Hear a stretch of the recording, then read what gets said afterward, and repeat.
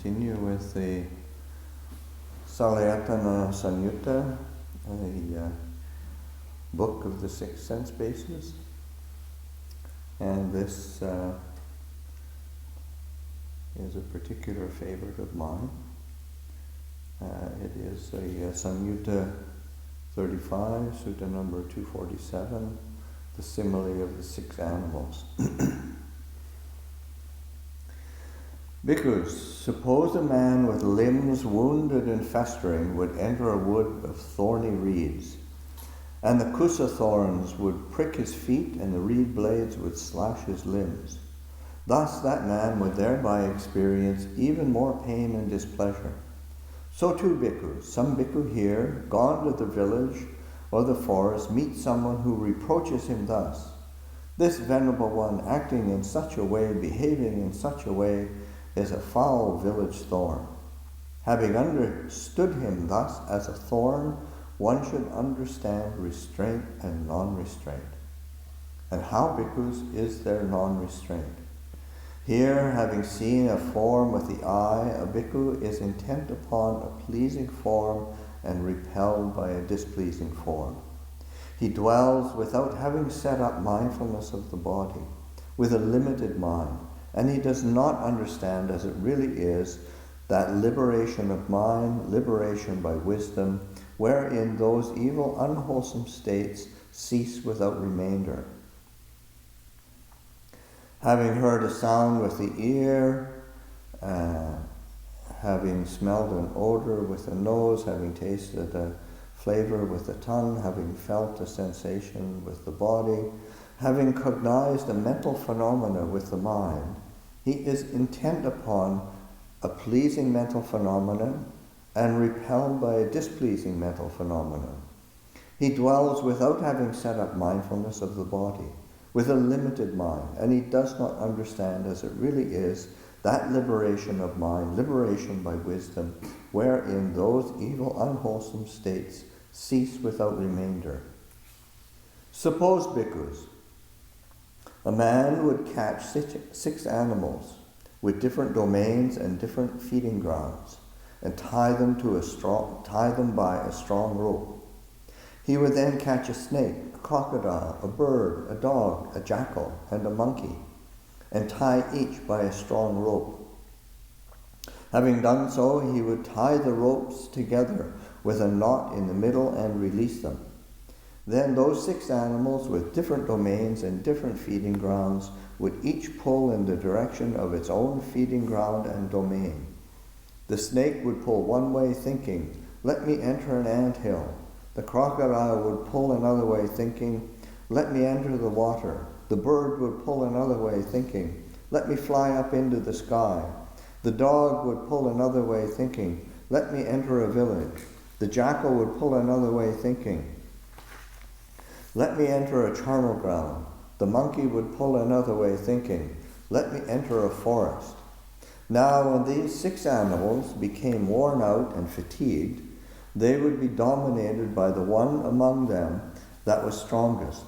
They would submit to it and come under its control. So too, bhikkhus, when a bhikkhu has not developed and cultivated mindfulness directed to the body, the eye pulls in the direction of agreeable forms and disagreeable forms are repulsive. The ear pulls in the direction of agreeable sounds and disagreeable sounds are repulsive. The nose pulls in the direction of agreeable odors and disagreeable odors are repulsive. The tongue pulls in the direction of agreeable tastes and disagreeable tastes are repulsive. The body pulls in the direction of agreeable tactile objects and disagreeable tactile objects are repulsive. The mind pulls in the direction of agreeable mental phenomena and disagreeable mental phenomena are repulsive. It is in such a way that there is non-restraint. And how, bhikkhus, is there restraint? Here, having seen a form with the eye, a bhikkhu is not intent upon a pleasing form and not repelled by a displeasing form. He dwells, having set up mindfulness of the body, with a measureless mind, and he understands as it really is that liberation of mind, liberation by wisdom, wherein those evil, unwholesome states cease without remainder. Having heard a sound with the ear, having smelled an odor with the nose, having tasted a flavor with the tongue, having felt a tangible object with the body, having cognized a mental phenomena with the mind, he is not intent upon a pleasing mental phenomena and not repelled by a displeasing mental phenomena. He dwells, having set up mindfulness of the body with a measureless mind, and he understands as it really is that liberation of mind, liberation by wisdom, wherein those evil, unwholesome states cease without remainder. It is in such a way that there is restraint. Suppose, bhikkhus, a man would catch 6 animals with different domains and different feeding grounds and tie them by a strong rope. He would catch a snake, a crocodile, a bird, a dog, a jackal, and a monkey, and tie each by a strong rope. Having done so, he would bind them to a strong post or pillar. Then those 6 animals with different domains and different feeding grounds would each pull in the direction of its own feeding ground and domain. The snake would pull one way thinking, "Let me enter an anthill." The crocodile would pull another way thinking, "Let me enter the water." The bird would pull another way thinking, "Let me fly up into the sky." The dog would pull another way thinking, "Let me enter a village." The jackal would pull another way thinking, "Let me enter a charnel ground." The monkey would pull another way thinking, "Let me enter a forest." Now when these 6 animals become worn out and fatigued, they would stand close to that post or pillar, they would sit down there, they would lie down there. So too, bhikkhus, when a bhikkhu has developed and cultivated mindfulness directed to the body, the eye does not pull in the direction of agreeable forms, nor are disagreeable forms repulsive. The ear does not pull in the direction of agreeable sounds, nor are disagreeable sounds repulsive. The nose does not pull in the direction of agreeable odors, nor are disagreeable odors repulsive. The tongue does not pull in the direction of agreeable tastes, nor are disagreeable tastes repulsive.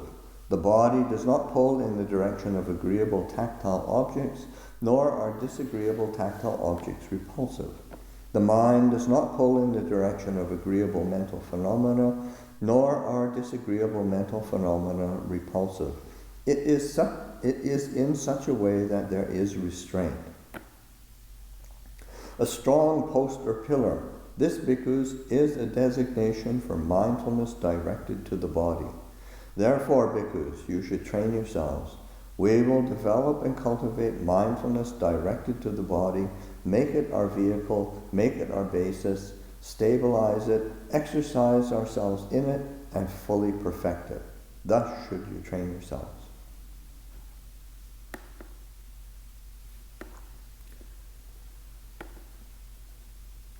So that emphasis on mindfulness of the body and how it provides an anchor for the rest of one's sensory experience, and then also just that, just how important it is to catch the mind that is intent upon a pleasing phenomena, repelled by a displeasing phenomena. It's such a deeply ingrained habit of the mind, and I can remember as a young monk hearing Ajahn hearing all the other senior monks talking about the importance of certainly of mindfulness, but then of not getting caught in the one of the idioms in Thai, yin di, yin rai, and it's like the gladness and sadness aspect of the mind, the delighting and repulsion tendencies of the mind. So any questions, comments? Yeah. Is goodwill a pleasing mental phenomenon in this case? Yes, I mean it's a pleasing mental phenomenon if it's made, but that's also, I mean it's also what is part of the one developing a limitless mind. Because what the Buddha is saying is that there's a problem when the mind is limited, and particularly limited by its likes and dislikes, limited by its moods and impressions. And so then one develops the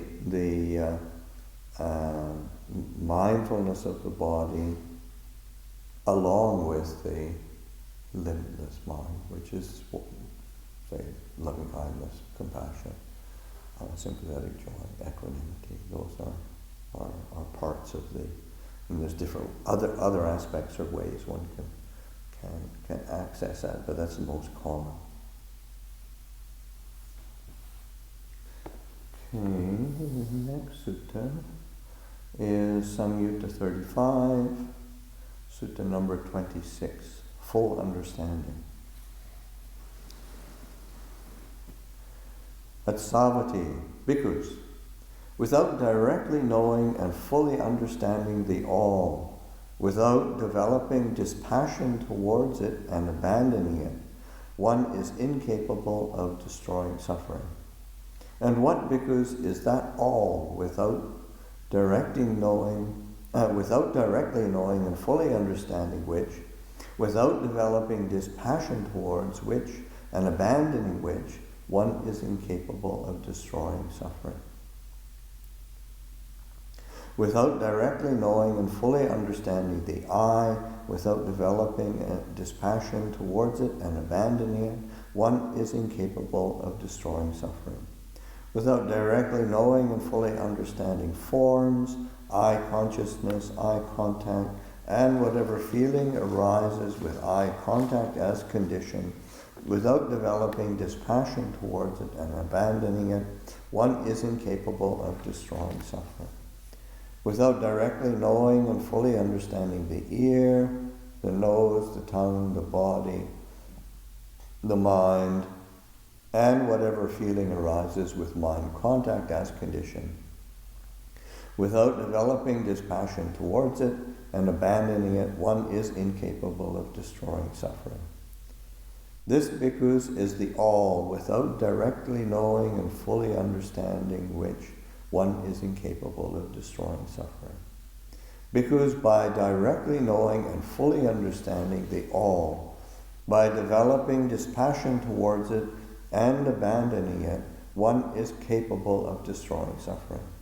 And what, bhikkhus, is that all, by directly knowing and fully understanding which, by developing compassion, developing dispassion towards which and abandoning which, one is capable of destroying suffering.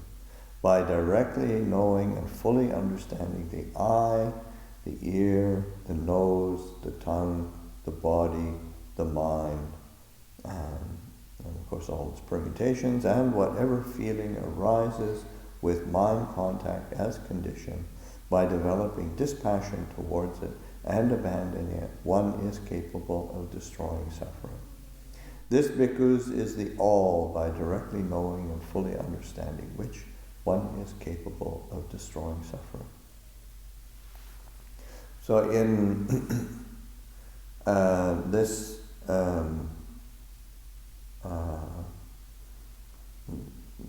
idiom or word, the all, it's kind of a, it is an alluding to the sense of, like sometimes in philosophical discourse, people talk about, say, the one, or God even, or the universe, and sort of like this all-encompassing something that is kind of conceived of, thought of, imagined, really. It has a very flowery kind of connotation to its meaning, but in reality, from the Buddhist perspective, what you have to know is that's a function of eye, ears, nose, tongue, body, mind. It's not. There isn't anything outside of that. So just and so that the Buddha is very explicit, and that's that directly knowing and fully understanding this experience of a human being, because we can, by coming up with philosophical concepts that are very flowery and appealing, maybe it's it's kind of attractive and inspiring, but what does that actually mean? How do you access that?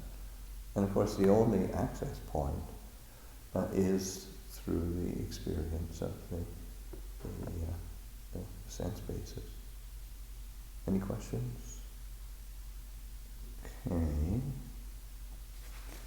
Next one is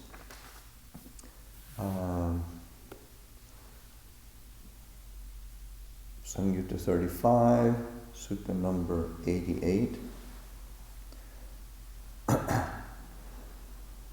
Puna. Then the Venerable Puna approached the Blessed One and said to him,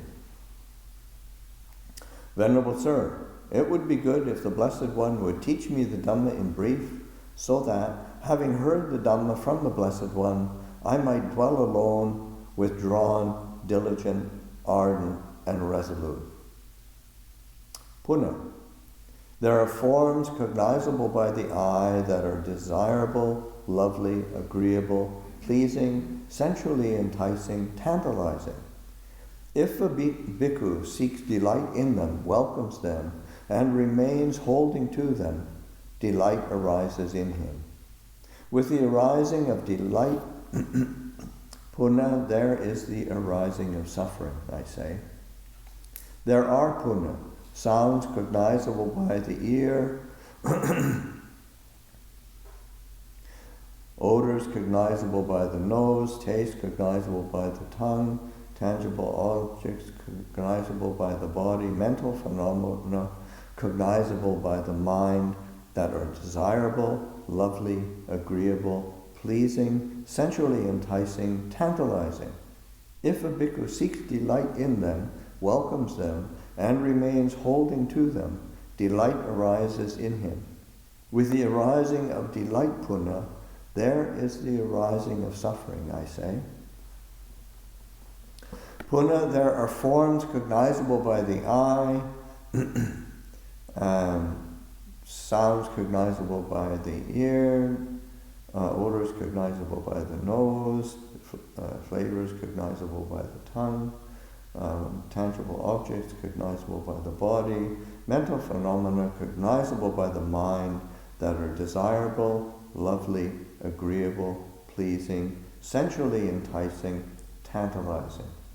If a bhikkhu does not delight in them, does not welcome them, and does not remain holding to them, delight ceases in him.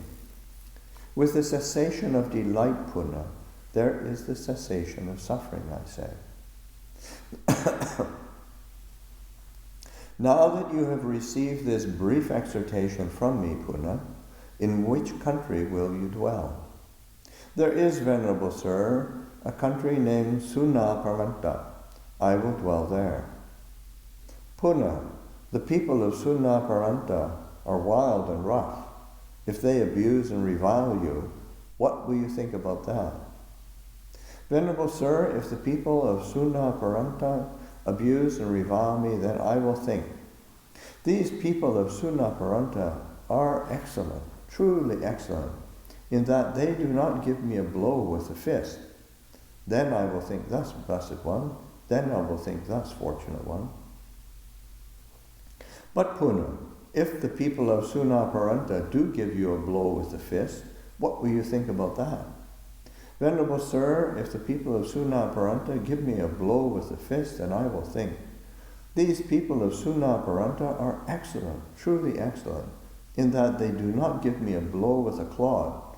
Then I will think thus, Blessed One. Then I will think thus, Fortunate One. But, Puna, if the people of Sunaparanta do give you a blow with a clod, what will you think about that? Venerable Sir, if the people of Sunaparanta give me a blow with a clod, then I will think, these people of Sunaparanta are excellent, truly excellent, in that they do not give me a blow with a rod.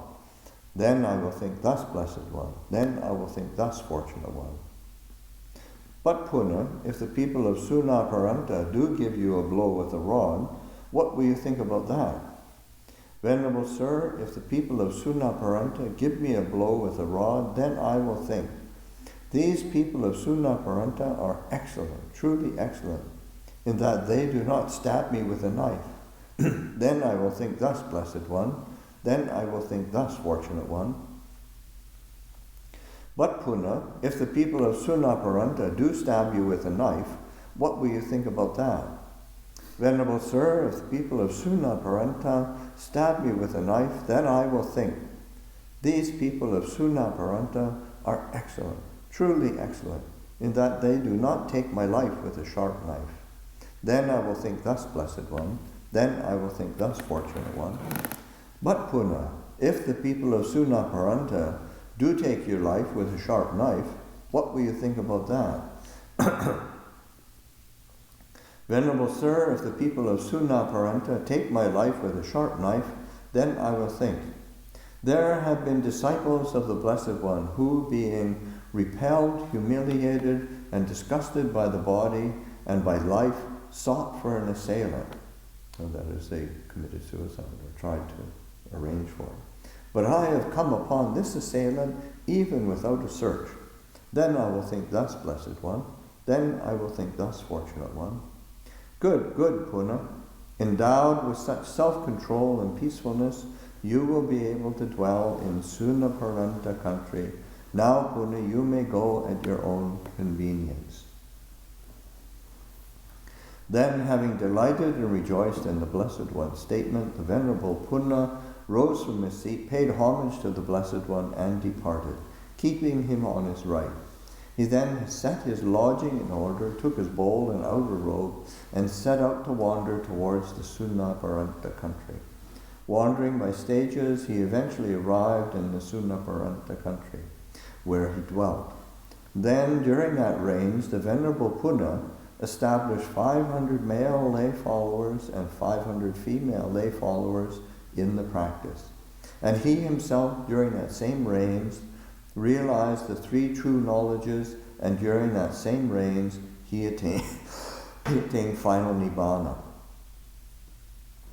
Then a number of bhikkhus approached the Blessed One and said to him, Venerable Sir, the clansman named Puna, who was given a brief exhortation by the Blessed One, has died. What is his destination? What is his future born? Bhikkhus, the clansman Puna was wise. He practiced in accordance with the Dhamma and did not trouble me on account of the Dhamma. The clansman Puna has attained final Nibbana. Any questions? Kind of points to like how profound the letting go really is. It's not just like oh, that sounds reasonable. Well, yes. I mean, it really is a and the reality is the Buddha is sort of pushing him to reflect on that, and what do you do when you're not respected? When you're and certainly the normal human reaction is to try to kind of protect oneself or defend oneself in some way and come up with strategies for one's defense. And but restraint is such a powerful defense.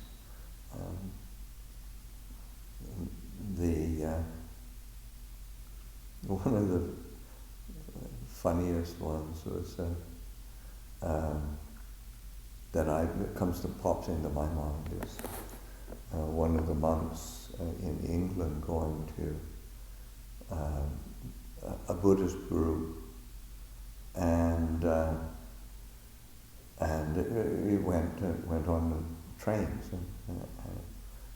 and then it just happened to be he's on the train. I don't know, can't remember if he's going or returning, but anyway, it's like a Saturday or a Sunday or something, and then the train fills up with drunken football hooligans, who of course see a Buddhist monk and immediately start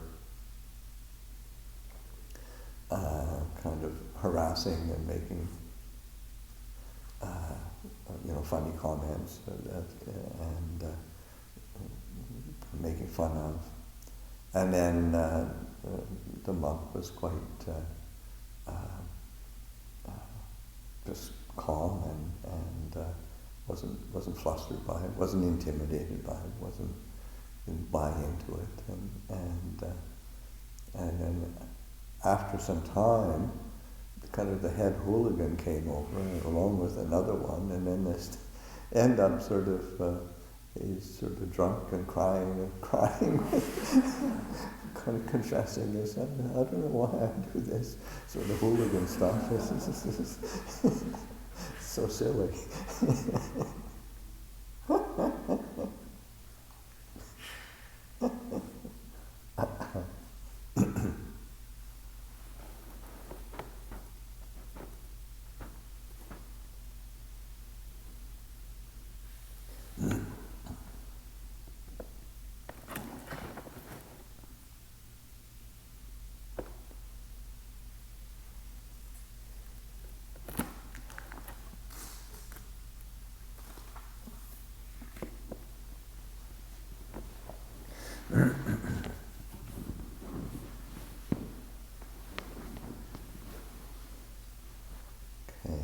So this next sutta, Samyutta 35, sutta number 69, Upasena. On one occasion, the Venerable Sariputta and the Venerable Upasena were dwelling at Rajagaha in the cool grove, in the Snake's Hood Grotto. Now, on that occasion, a viper had fallen on the Venerable Upasena's body. Then the Venerable Upasena addressed the bhikkhus thus: "Come, friends, lift this body of mine onto the bed and carry it outside before it is scattered right here like a handful of chaff." So like he's bitten, and he realizes that he's not going to survive, and that there's Upasena was Sariputta's younger brother, and then in the commentary says, after his meal, the elder had taken his large robe and was sitting in the shade in the cave doing some sewing. At that moment, two young vipers were playing in the thatch over the cave. One fell and landed on the elder's shoulder. Its mere touch was poisonous, and the poisonous spread over the elder's body. He addressed the bhikkhus thus, so that his body would not perish inside the cave.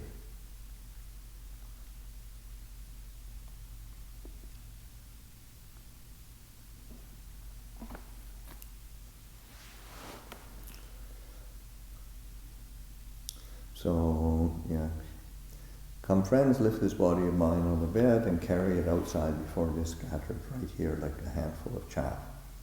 When this was said, the Venerable Sariputta said to the Venerable Upasena, We do not see any alteration in the Venerable Upasena's body, nor any change in his faculties. Yet the Venerable Upasena says, "Come, friends, lift this body of mine onto the bed and carry it outside, before it is scattered right here like a handful of chaff."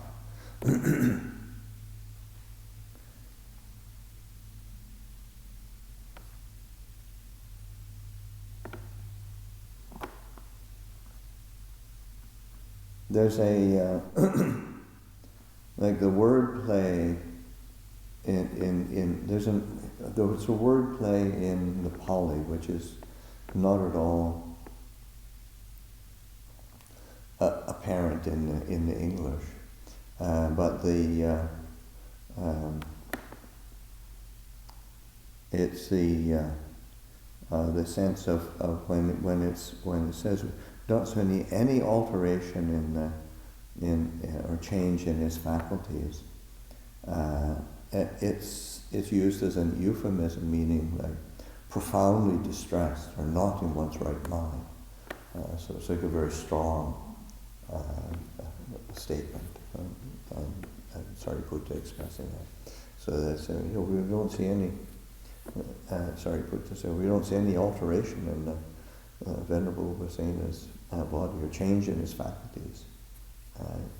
Yet, come friends, lift, the Upasena says, "Come friends, lift this body of mine onto the bed and carry it outside before it is scattered right here like a handful of chaff." Friend Sariputta, for one who thinks, "I am the eye," or "the eye is mine," "I am the ear," or "the ear is mine," "I am the nose," or "the nose is mine," "I am the tongue is mine," "I am the body," or "the body is mine," or "I am the mind," or "the mind is mine," there might be alteration of the body or a change of the faculties. But Sariputta, it does not occur to me, "I am the eye," or "the eye is mine," or "I am the ear," or "the ear is mine," or "I am the nose," and the nose is mine, or "I am the tongue," and the tongue is mine, "I am the body," or "the body is mine," or "I am the mind," or "the mind is mine." So why should there be any alteration in my body or any change in my faculties? It must be because, it must be because I-making, mind-making, and the underlying tendency to conceit had been thoroughly uprooted in the Venerable Upasena for a long time, that it does not occur to him, "I am the eye," or "the eye is mine," "I am the ear," or "the ear is mine," "I am the nose," or "the nose is mine," "I am the tongue," or "the tongue is mine," "I am the body," or "the body is mine," or "I am the mind," or "the mind is mine. Then those bhikkhus lifted the Venerable Upasena's body onto the bed and carried it outside. Then the Venerable Upasena's body was scattered right there, just like a handful of chaff.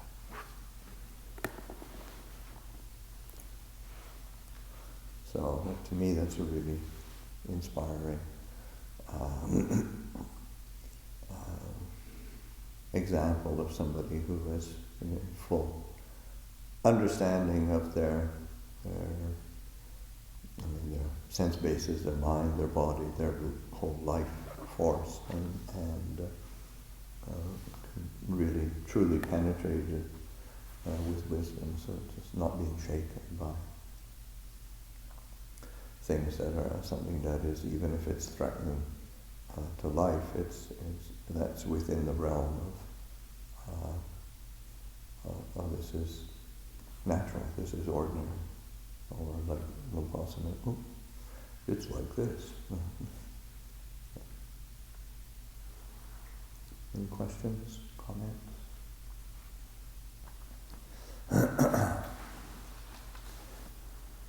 Okay, so this next sutta is Samyutta 35, sutta number 230, the fisherman's simile. Bhikkhus, suppose a fisherman would cast a baited hook into a deep lake, and a fish on the lookout for food would swallow it. That fish who has thus swallowed the fisherman's hook would meet with calamity and disaster, and the fisherman could do with it as he wishes. So too, bhikkhus, there are these 6 hooks in the world for the calamity of beings, for the slaughter of beings. There are, bhikkhus, forms cognizable by the eye that are desirable, lovely, agreeable, pleasing, sensually enticing, tantalizing. If a bhikkhu seeks delight in them, welcomes them, and remains holding to them, he is called a bhikkhu who has swallowed Mara's hook.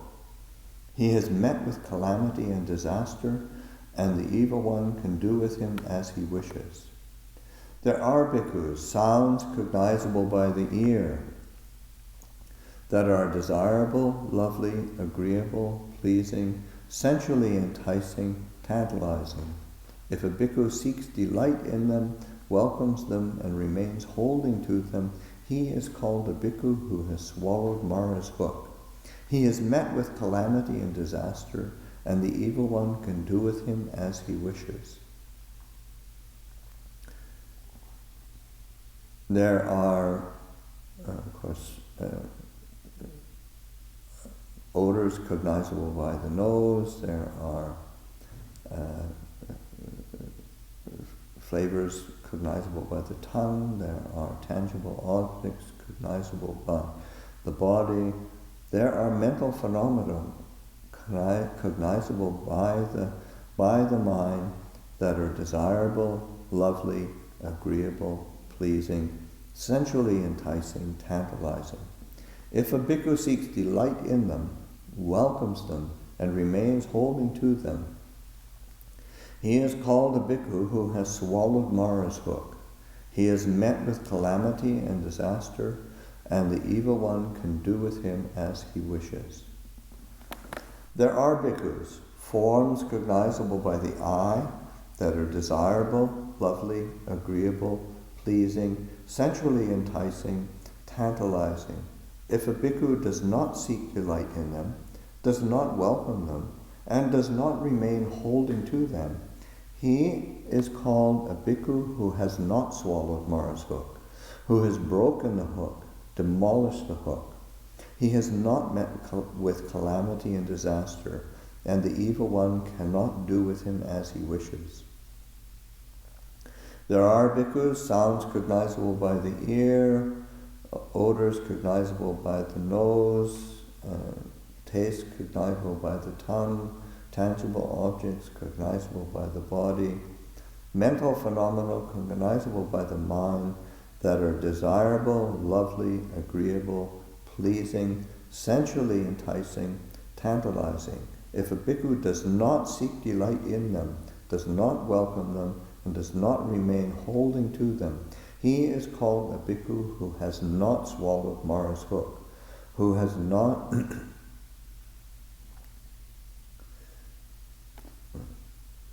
who has broken the hook, demolished the hook. He has not met with calamity and disaster, and the evil one cannot do with him as he wishes. Any questions, comments on that sutta? Quite straightforward. Okay, last sutta for today would be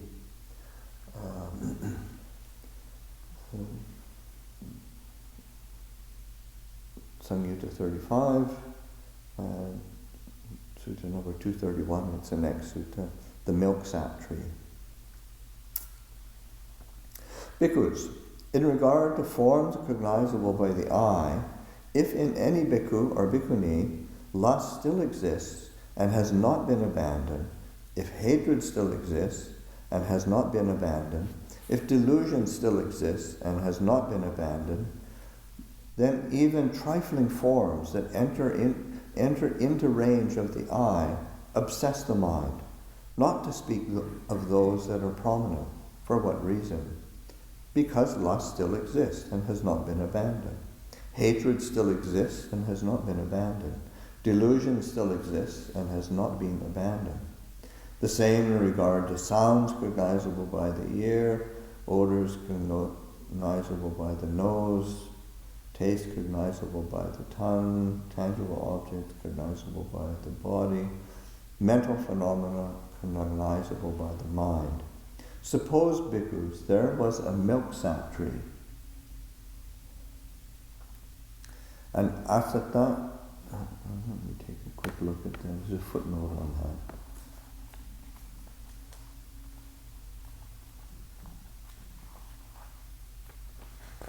Might make a bit more clear the imagery that the Buddha is using.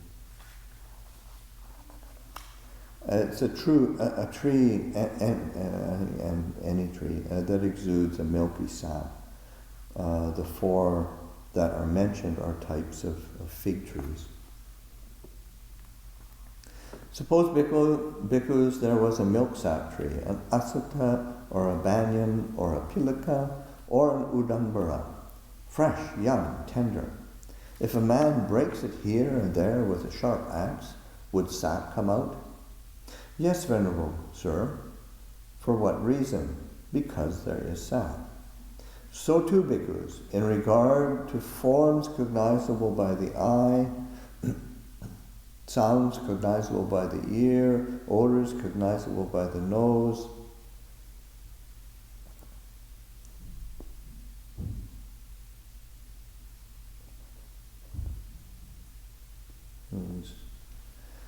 just a second, I've got this.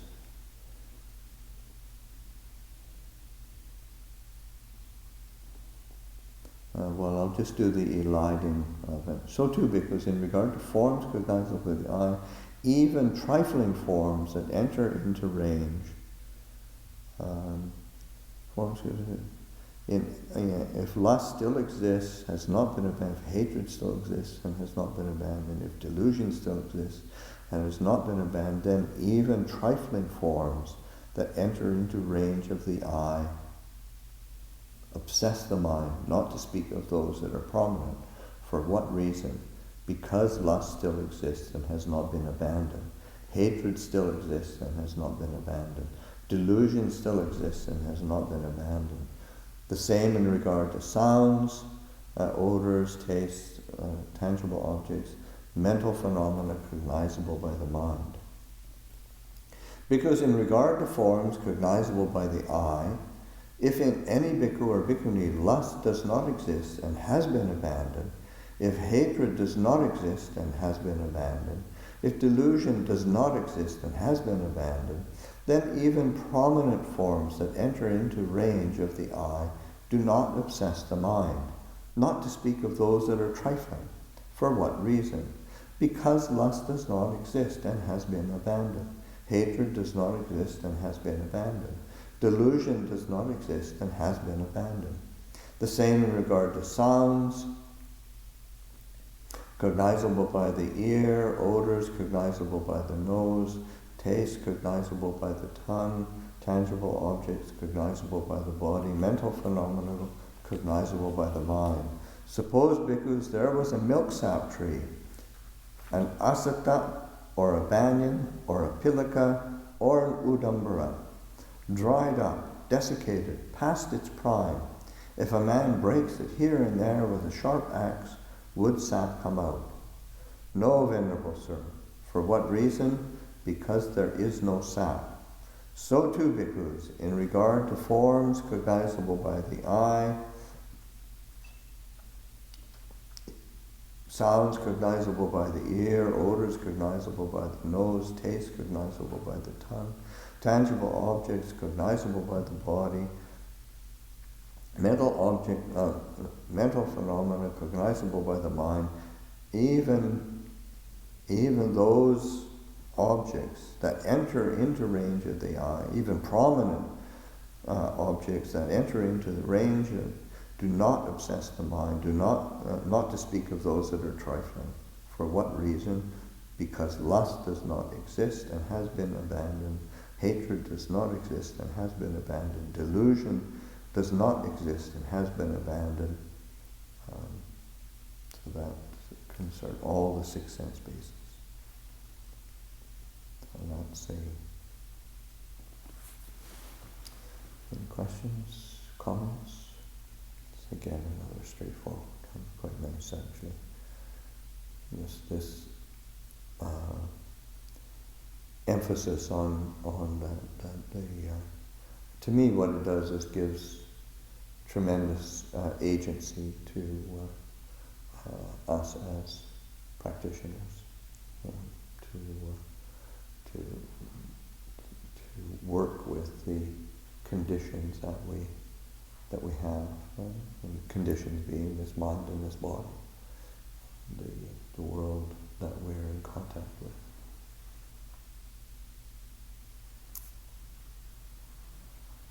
There's a sutta that talks about like the rope on the beach. It's far too strong to break, but it's left in the weather, it's left in the sun, Yeah. and the elements. And that would be like samadhi eroding it, I think. Yeah, and that's that's a ship's rigging.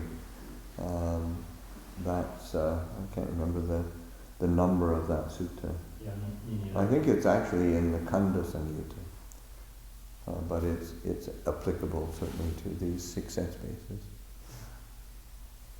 You can think of that rope as like the tether to the base of the Yes, absolutely. Yeah. Okay. Tomorrow's another day.